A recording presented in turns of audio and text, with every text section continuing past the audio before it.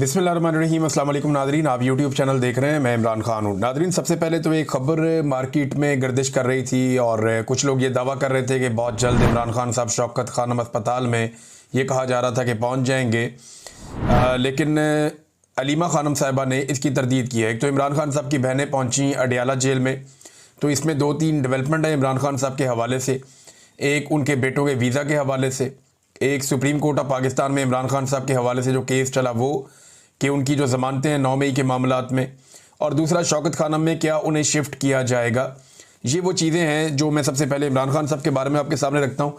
इमरान खान की बहन ने कहा कि अभी चंद दिन पहले, और उन्होंने बताया बिल्कुल चंद दिन पहले की ये बात है कि एक बहन इमरान खान की, इमरान खान से उन्होंने देखा उन्हें जब अदालत में केस चल रहा था, और बुध को मेरी बहन ने इमरान खान को देखा था। वो कहती हैं कि इमरान खान बिल्कुल ठीक हैं।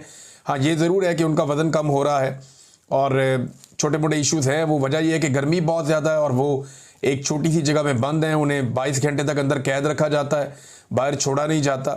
तो ये वो वजूहात हैं जिनकी वजह से कोई भी आदमी हो, सेहतमंद आदमी भी हो, नौजवान भी हो, तो उसके साथ प्रॉब्लम हो जाती है। इमरान खान साहब 70+ हैं, गो के वो बहुत कोशिश करते हैं अपने आप को, अपनी सेहत को ठीक रखने के लिए, लेकिन इसके बावजूद ये मल्टीपल इश्यूज़ तो होते हैं। अब जब शौकत खानम की बात हुई तो उन्होंने कहा जी नहीं, मैं नहीं समझती कि इमरान खान को शौकत खानम शिफ्ट होना होगा, ना ये इमरान खान को कभी निकालेंगे कहीं बाहर ले जाने के लिए, और ना ही वो बिस्तर पर पड़ने वाले हैं। यानी वही आदमी जाएगा ना जो बिस्तर पे पड़ जाएगा, जिसकी कमर लग जाएगी बिस्तर के साथ, तो उसको हॉस्पिटल लेकर जाना पड़ेगा। तो इमरान खान तो ऐसे नहीं है, वो हिम्मत वाले आदमी हैं। मुझे नहीं मालूम कि ये बात कहाँ से आई कि गंडापुर ने दरख्वास्त की है कि शौकत खानम में इमरान खान को शिफ्ट किया जाए। ये खबर एक्चुअली इस तरह से आई थी कि गंडापुर साहब ने कोई दरख्वास्त की है कि इमरान खान साहब को शौकत खानम अस्पताल शिफ्ट कर दिया जाए या उन्हें वहाँ पे दाखिल करवा दिया जाए। इमरान खान साहब, मुझे नहीं लगता कि ऐसा वो करेंगे। हाँ, लेकिन एक जो दरख्वास्त है वो उनकी पार्टी की जानिब से दी जा रही है, और वो ये कहा जा रहा है, पार्टी भी कह रही है, उनकी बहनें भी कह रही हैं कि इमरान खान साहब को उनके डॉक्टरों से चेक करवाएं और ये इजाज़त दी जाए कि इमरान खान साहब के जो अपने मुआलिज हैं वो आएँ और आकर इमरान खान साहब को जेल में देखें, ताकि जो है इमरान खान साहब की भी और बाकी फैमिली की और जो कारकुन है पाकिस्तान तहरीक इंसाफ के, उनकी भी तसल्ली हो जाए।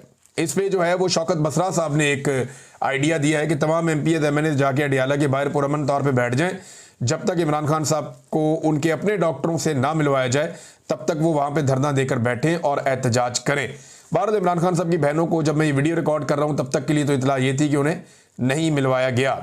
इमरान खान साहब के बेटों के नाइकॉप के हवाले से, देखिए नाइकॉप वाला मामला तो लटका हुआ है, वो तो लंबा चलेगा, लेकिन उनके बेटों को वीज़े भी फराहम नहीं किए जा रहे और ये मामला लगातार हुकूमत की जानिब से लटकाया जा रहा है। तो हुकूमत ये देख रही है कि कब वीज़े फराहम करने हैं उनके बेटों को। मेरे ख्याल में हुकूमत ये फ़ैसला तब करेगी जब चीज़ें थोड़ी डाउन हो जाएंगी, और तब वो उनके बेटों को आने की इजाज़त देगी और इमरान खान से मिलने की इजाज़त देगी। हुकूमत ऐसे मौके पर नहीं आने देगी जब मामला ज़रा गर्म हो। जो मुझे दिखाई देता है वो ऐसे ही है। सुप्रीम कोर्ट ऑफ पाकिस्तान में आज इमरान खान साहब का केस लगना था, और ये केस शहबाज रिजवी साहब और तारक बाजवा साहब, 2 जज हैं लाहौर हाई कोर्ट के, उन्होंने इमरान खान साहब के खिलाफ फैसला दे दिया था, उनकी ज़मानत खारिज कर दी थी 9 मई के हवाले से। और जिस बुनियाद पे खारिज की थी, यानी वो बड़े अजीबोगरीब मामलात थे। यानी एक पुलिस वाला कहता है कि वो सोफ़े के नीचे था, कोई कहता है जी मैं टेबल के नीचे था, कोई कहता है जी मैं पर्दे के पीछे था। तो इस तरह की गवाहियों की बुनियाद के ऊपर इमरान खान साहब की साजिश को दुरुस्त मानते हुए लाहौर हाई कोर्ट ने इमरान खान साहब की जो ज़मानत है 9 मई में, उसे कैंसिल कर दिया था, उन्हें ज़मानत नहीं दी थी। तो अब ये जस्टिस याह्या अफरीदी साहब की अदालत में मामला है, तो याह्या अफरीदी साहब केस की मेरिट पर बात नहीं करेंगे, ये उन्होंने अपनी अदालत के अंदर कहा। यानी जो बज़ाहिर रिपोर्ट हुआ है, सदीक जान साहब ने रिपोर्ट किया, अलीमा खान साहिबा ने बताया, कुछ और वकला उन्होंने भी ये बात की है, तो वो ये कह रहे हैं कि सिर्फ एक पॉइंट पर बात करेंगे कि आया वो ज़मानत के केस में मेरिट को डिस्कस कर सकते थे या नहीं। यानी लाहौर हाई कोर्ट में जो ज़मानत का केस है उसके अंदर जो केस के मेरिट्स हैं कि ये केस ठीक तरह बना है या नहीं बना, इसको डिस्कस किया जा सकता था या नहीं किया जा सकता था, सिर्फ ये नुकता हम यहाँ पे उठाएंगे, हम मेरिट्स के ऊपर बात नहीं करेंगे। इसका सादा मतलब जो मुख्तलिफ लोगों ने समझाया, जो वहाँ पे जर्नलिस्ट मौजूद थे, उन्होंने, क्योंकि मैं कोर्ट रिपोर्टर नहीं हूँ, मैं इतना कानूनी मामलात को नहीं जानता, एक तालिब इल्म हूँ इस हवाले से, लेकिन जो चीज़ें सामने आई मैं आपके सामने रख देता हूँ। जितना मैंने इसको समझा है वो ये है कि सुप्रीम कोर्ट ऑफ पाकिस्तान नहीं चाहती कि ये वाले मामला सुप्रीम कोर्ट ऑफ पाकिस्तान में आए कि एक पुलिस वाला टेबल के नीचे छुप गया, कोई पर्दे के पीछे घुस गया, कोई सोफ़े के नीचे घुस गया, और ये पुलिस वालों ने इस तरीके से इमरान खान साहब की साजिश पकड़ी, फिर कभी रिपोर्ट भी नहीं की, फिर कभी जय वकुआ पे भी नहीं गए, फिर उसके बाद कभी किसी को बताया भी नहीं, और जब बताया तो उसके बाद भी कोई वहाँ पे नहीं गया, किसी ने जाके इलाके का नक्शा नहीं बनाया। पुलिस वालों को ये भी नहीं पता था कि मेन दरवाजे से लेकर अंदर इमरान खान के कमरे तक 20-25 मीटर का फासला होगा, 20 मीटर का फासला होगा, तो वो कहते नहीं 300 मीटर तक का फासला उन्होंने बता दिया। तो एक अजीबोगरीब किस्म की कैफियत थी जो हाई कोर्ट में थी, लेकिन इसके बावजूद हाई कोर्ट ने वहाँ पे इमरान खान साहब को जमानत नहीं दी। अब ये मामला सुप्रीम कोर्ट में आया तो सुप्रीम कोर्ट चाहती है कि इन टेक्निकल नुक्तों के ऊपर बात ही ना हो, सिर्फ एक पॉइंट के ऊपर बात करें। बहरहाल 19 तारीख अब दी गई है, ये पाकिस्तान तहरीक इंसाफ के जो वकला हैं उन पे मुनसर है कि वो कितना ज़्यादा इन टेक्निकल इश्यूज़ को उठाते हैं और कितना ज़्यादा हुकूमत को और प्रोसिक्यूशन को और पुलिस को वहाँ पे बेनकाब करते हैं। सुप्रीम कोर्ट ऑफ पाकिस्तान में इसमें जस्टिस याह्या अफरीदी को बिल्कुल कादी फायद ईसा बनना होगा, अगर तो वो ये चाहते हैं कि बिल्कुल भी जजेस और पुलिस और पूरा जो इंतज़ामी स्ट्रक्चर है वो एक्सपोज ना हो, तो फिर उन्हें हर हाल में मेरिट्स जो है वो डिस्कस नहीं होने देने चाहिए, यानी उन्हें कोशिश करनी होगी बिल्कुल कादी फायद ईसा की तरह बन जाए और कोई ऐसी बात सुने ही ना, और बल्कि सुनने से इनकार कर दें जिस बात पे इंसाफ हो सकता हो या जिस बात के ऊपर कोई सवाल उठता हो वो सवालात ही उठने ना दें। इस लेवल पे उन्हें जाना होगा। अब देखते हैं कि 19 तारीख को पाकिस्तान तहरीक इंसाफ के जो वकला है वो कितनी तैयारी करके जाते हैं। बहरहाल इन्होंने वकला ने इस केस को बहुत ज़्यादा एक्सपोज भी किया है। नादरीन, एक और इम्पॉर्टेंट खबर है और वो ये है कि अमेरिका की सरजमीन पर आसिम मुनीर साहब ने जो एक तकरीब से खिताब किया, यहाँ पे कोई 100 से 150 लोग मौजूद थे और ये पाकिस्तानी थे, इन्हें इकट्ठा करके लाया गया था। तो आसिम मुनीर साहब ने गालिबन टैंपा में ये खिताब किया है और वहाँ पे मुख्तलिफ हवालों से उनका खिताब मुतनाज़ हो गया। अब कोई वीडियो तो है नहीं, ये जो लोग जिन्होंने सुना उन्होंने आके बाहर रिपोर्ट किया और उनके ज़रिए से ये मीडिया के अंदर खबरें छप गई। अब वो खबरें छपने के बाद कहीं से तरदीदें आ रही, कहीं से तस्दीकें आ रही हैं, लेकिन एक चीज़ तो क्लियर है कि आर्मी चीफ साहब ने भारत को अमरीकी सरजमीन पर खड़े होकर चैलेंज ज़रूर किया। ये बात बिल्कुल क्लियर है कि अमेरिका की सरजमीन पर खड़े होकर पाकिस्तान के आर्मी चीफ ने भारत को चैलेंज किया। अच्छा, भारत को इस बात पे बड़ी तकलीफ हो रही है, वो ये कह रहा है कि ये कैसे हो सकता है कि हमारा एक दोस्त मुल्क है अमेरिका, उसकी सरजमीन पे खड़ा होकर हमारा एक दूसरा जो मुल्क है पड़ोसी वो हमें धमकियां लगा रहा है, तो ये हमारे लिए बड़ा एक नेगेटिव उन्होंने कहा। लेकिन आर्मी चीफ पाकिस्तानी कम्युनिटी से बात कर रहे थे, वो कोई अमेरिकन से तो बात नहीं कर रहे थे, ना वो कोई प्रेस कॉन्फ्रेंस कर रहे थे, लेकिन उन्होंने पाकिस्तानी कम्युनिटी से जो बातें की उनमें दो चीज़ें बड़े उनके बयानात जो हैं वो वायरल हुए। एक के ऊपर तरदीद आ रही है, एक ये कहा जा रहा है कि जी मर्सिडीज़ और डंपर ट्रक का जो है ना, इन्होंने मिसाल दी है आर्मी चीफ ने कि एक डंपिंग ट्रक, पाकिस्तान की मिसाल उन्होंने कहा ऐसे जैसे एक डंपर ट्रक है जो बहुत माल लेकर जाता है, वो लेकर जाता है सामान, और इंडिया की मिसाल उन्होंने ऐसे दी है कि जैसे वो एक नई नवेली मर्सिडीज़ है जो हाईवे पे आ रही है, और अगर इनका तसादुम हो जाए तो फिर नुकसान किसका होगा, ये सवाल आर्मी चीफ ने पूछा। फिर कुछ एटमी हथियारों के हवाले से भी भारतीय मीडिया ये क्लेम कर रहा है कि धमकी आर्मी चीफ ने लगाई। अब ये जो आर्मी चीफ ने धमकी लगाई, मुझे नहीं लगता कि इसका कोई सबूत भारत के पास है, लेकिन एक चीज़ और जो अंदर से रिपोर्ट हुई है कि आर्मी चीफ का ये कहना है कि वो मिसाइल मारकर जो 10 मिसाइल मारे तो भारत के अंदर जो डैम्स बने हुए हैं उनके स्ट्रक्चर तबाह हो सकते हैं, तो ये प्रैक्टिकली ये बात मुमकिन नहीं है। वो इस तरह मुमकिन नहीं है कि रशिया ने अभी यूक्रेन में बड़ी कोशिश की है, सिर्फ टर्बाइनों को वो नुकसान पहुंचा सका है। ये जो नए बड़े जदीद डैम है ना जो भारत ने कश्मीर में बनाए, मुख्तलिफ इलाकों में बनाए, ये डैम्स कंक्रीट के बने हुए होते हैं। इनको तोड़ने के लिए आपको वहाँ पे बम नस्ब करने पड़ते हैं, इनकी जड़ों के अंदर घुसना पड़ता है, प्रैक्टिकली जाकर एफर्ट करनी पड़ती है, फिर जाकर आप कुछ कर सकते हैं। ऊपर से मिसाइल मार के तो अभी रशिया भी यूक्रेन के डैम्स नहीं तोड़ सका, तो ये ऐसे मुमकिन नहीं होता। हाँ, टर्बाइन्स वगैरह को उन्होंने नुकसान पहुंचाया, ये पाकिस्तान कर सकता है। डैम एक कंक्रीट का बहुत बड़ा स्ट्रक्चर होता है। यहाँ पाकिस्तान में कुछ ऐसी साइट्स दिखाई गई थी कश्मीर में जहाँ ये क्लेम किया गया कि भारत ने यहाँ पे मिसाइल मारे थे डैम्स के करीब या डैम्स की जो साइट्स हैं उनके ऊपर, तो कोई नुकसान नहीं हुआ। कंक्रीट का जो हैवी स्ट्रक्चर होता है उसके लिए बहुत हैवी किस्म के मिसाइल चाहिए, जैसे अमेरिका के पास है जो वो B-52 बॉम्बर के ज़रिए जाते हैं, वो बहुत नीचे ज़मीन में कई 100 फुट तक घुस जाते हैं, वहाँ पे जाके वो धमाका करते हैं। तो इस तरह की टेक्नोलॉजी ना पाकिस्तान के पास है ना इंडिया के पास है। लेकिन आर्मी चीफ को ना बड़ी नपी तुली बात करनी चाहिए थी। बेशक वो पाकिस्तानियों से खिताब कर रहे थे और बड़ी ज़रूरत है आर्मी चीफ को इस बात की कि जब भी वो कभी पाकिस्तान से बाहर जाएं, अव्वल तो उनका ये काम नहीं है कि वो कम्युनिटीज़ को मुखातिब करें या सियासी नौइयत की बातचीत करें या इस किस्म के तजारत के मामलात या खारजा पॉलिसी के मामलात इन पे वो बात करें। ये वज़ीर दिफा मौजूद है, वो भारत को खुद टैकल कर सकता है, खुद उन्हें जवाब दे सकता है। वजारत खारजा मौजूद है, वो भारत को जवाब दे सकते हैं, टैकल कर सकते हैं। तो आर्मी चीफ को गुरेज करना चाहिए। लेकिन अगर उन्होंने ये करना भी है तो उन्हें बड़ी नपी तुली बात करनी चाहिए, और वो जो बातचीत उन्होंने करनी है उस बातचीत के लिए बाकायदा मुझे लगता है कि एक्सपर्ट्स हायर करने चाहिए, ताकि उसके असरात फिर उस तरह ना हो। देखिए, अभी तो इस वक्त प्रॉब्लम ये है ना इंडिया के साथ कि अमेरिका इंडिया से नाराज़ है रशिया की वजह से, और उसका फ़ायदा पाकिस्तान को हो रहा है।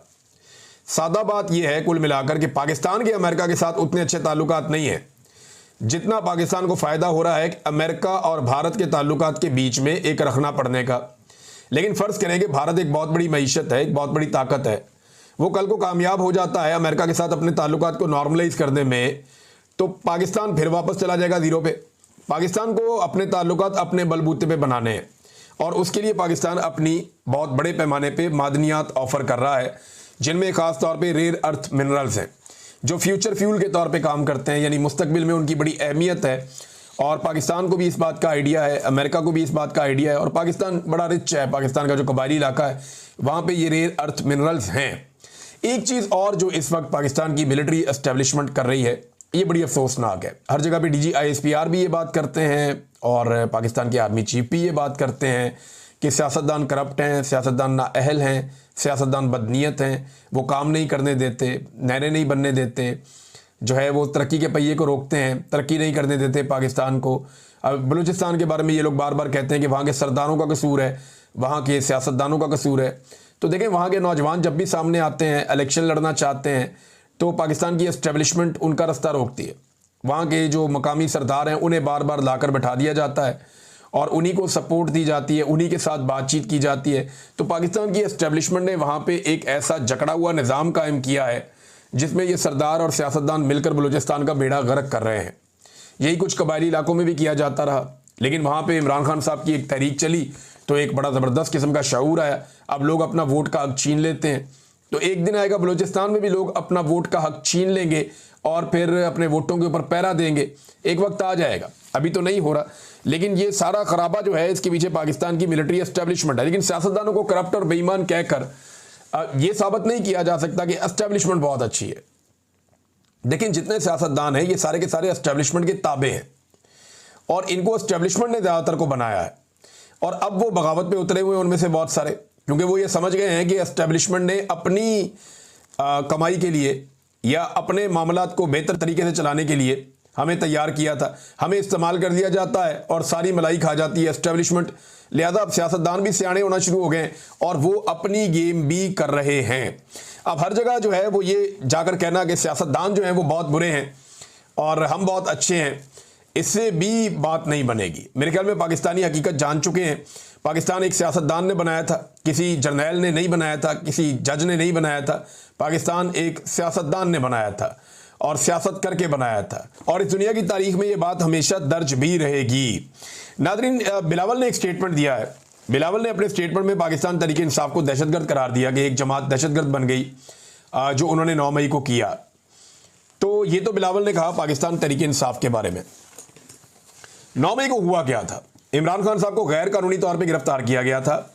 जख्मी होने के बावजूद उन्हें गिरबान से पकड़कर घसीटा गया और उनके ऊपर तशद्दुद किया गया। उन्हें मारते हुए रेंजर्स वाले घसीटते हुए लेकर चले गए और ये मनाजर नेशनल टीवी पे चला दिए गए।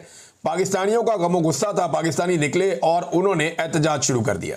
रेंजर्स क्योंकि पाकिस्तानी फ़ौज के कंट्रोल में है, लिहाजा जहाँ जहाँ पे फ़ौज के मौजूद थे मुकामात, वहाँ पे जाके लोगों ने एहतजाज किया। अब उसमें आगे से 2 राय है।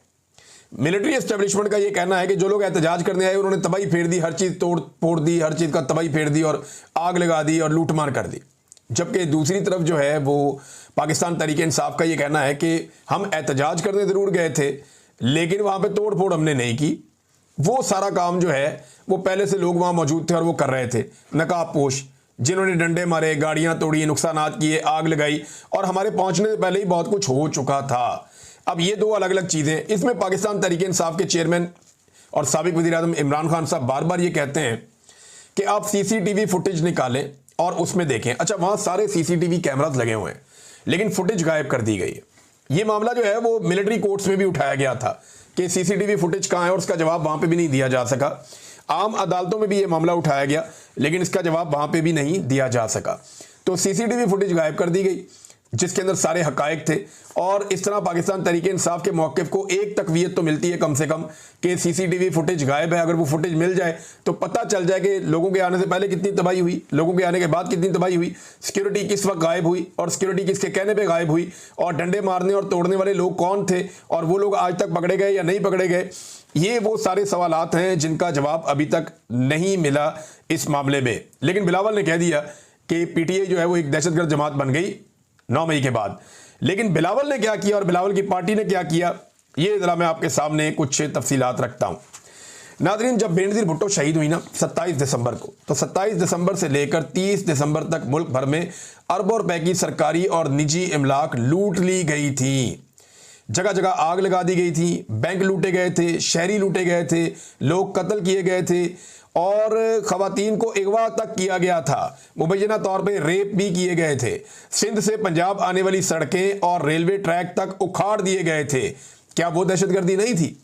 मीडिया रिपोर्ट्स के मुताबिक मुबैना तौर पर पीपल्स पार्टी के हामियों के दंगे फसाद के दौरान 47 लोग मारे गए, जिनमें पुलिस एहलकार भी शामिल थे।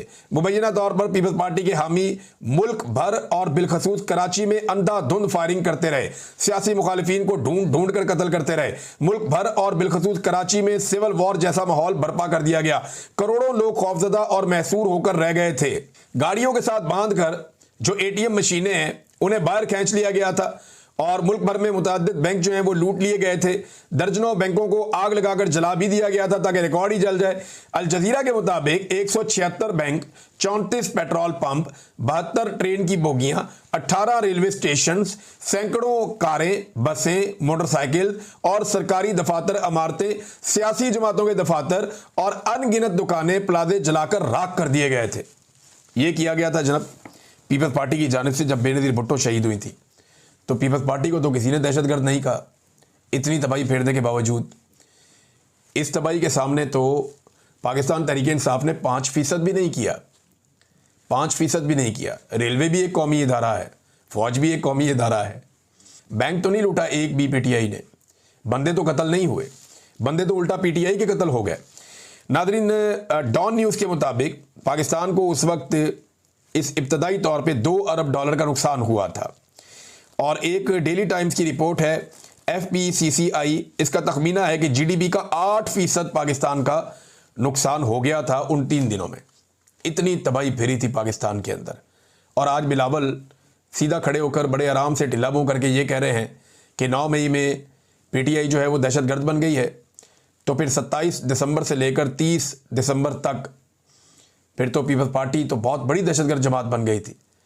लेकिन पाकिस्तान की खातिर सारे आगे बढ़े थे। और यहाँ 2 साल से एक पॉलिटिकल पार्टी को कुचला जा रहा है, उसको तबाह किया जा रहा है। ये सारा मामला डिज़ाइन ही एक पॉलिटिकल पार्टी को तबाह करने के लिए है। जबकि बेनज़ीर भुट्टो का कत्ल एक इंतहाई अफसोसनाक वाक़या है और जिस तरह इमरान खान साहब की गिरफ्तारी एक इंतहाई अफसोसनाक वाक़या है। दोनों पे अवाम का रद्द-ए-अमल जो है वो फितरी है। लेकिन बैंक लूटना कौन सी फितरत है? यानी वो तो बैंक लूट लिया लोगों ने, उसमें से पैसा निकाल लिया, एटीएम मशीनें घसीट के बाहर निकाल ली, इंसानों को कत्ल कर दिया, वो कौन सी फितरत है? तो ये बिलावल साहब को अपनी दफ़ा याद नहीं है कि उन लोगों ने क्या किया था। और आज एक ऐसी जमात जो सिर्फ एहतजाज करना चाहती है पुरअमन तौर पे, उसको दीवार से सिर्फ इसलिए लगाया जा रहा है कि उसकी मकबूलियत का मैदान में ये लोग मुकाबला नहीं कर पाते।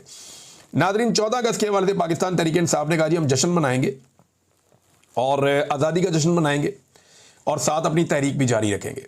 यानी लोग पाकिस्तान तहरीक इंसाफ का और पीटीआई का झंडा लेकर निकलेंगे और लोग जश्न मनाएंगे। एक वीडियो नादरीन मैं देख रहा था, इसमें एक छोटी बच्ची है, लड़की है, वो झंडे बेच रही है पाकिस्तान के और पीटीआई के। अब पीटीआई का झंडा बिकता है ना, तो ये तो गरीब लोग हैं, इन्हें क्या पता ये पीटीआई का झंडा बेच रहे हैं। वो तो पाकिस्तान का झंडा भी इसलिए बेचते हैं कि उस पर 4 पैसे बच जाते हैं। वो पीटीआई का झंडा भी इसलिए बेच रहे हैं कि उस पर 4 पैसे बच जाएंगे। अब वो गरीब है, उसका तो पेट कहता है कि मुझे रोटी चाहिए। वो तो भूख के हाथों मजबूर होकर ये सामान बेचने के लिए सड़क पे बैठे हुए हैं। वहाँ पुलिस आके उसको हरासा कर रही है। लोग आकर उसे कह रहे हैं जी पीटीआई का झंडा आप नहीं बेच सकते, आप पाकिस्तान का झंडा बेच लें। भैया PMLN का झंडा बेचे नहीं बिकता, क्या करें? पीपल्स पार्टी का झंडा बेचे नहीं बिकता, क्या करें? एमक्यूएम का, एएनपी का, बाकियों के झंडे नहीं बिकते, मुफ्त आपको बांटने पड़ते हैं, क्या करें। पीटीआई का वाहिद झंडा है जो दुकान के ऊपर भी बिकता है, जो सड़क के ऊपर भी बिकता है। अब लोगों की डिमांड है, क्या किया जा सकता है, हो सकता है कल ये डिमांड ना हो, लेकिन जब तक है तब तक लोग बेचेंगे। अच्छा नाज़रीन, एक आखिर में मैं एक अनाउंसमेंट कर दूं छोटी सी, कि हम 14 अगस्त पे सब यहाँ पाकिस्तानी, जहाँ मैं मौजूद हूँ बरतानिया में, मैनचेस्टर में हम इकट्ठे होंगे, और इसके हवाले से सोशल मीडिया पे मैं वो अनाउंसमेंट भी कर दूंगा और वीलॉग में बता भी दूंगा, नेक्स्ट वीलॉग में, कि हम किस जगह इकट्ठे होंगे, कहाँ से कहाँ तक वॉक करेंगे।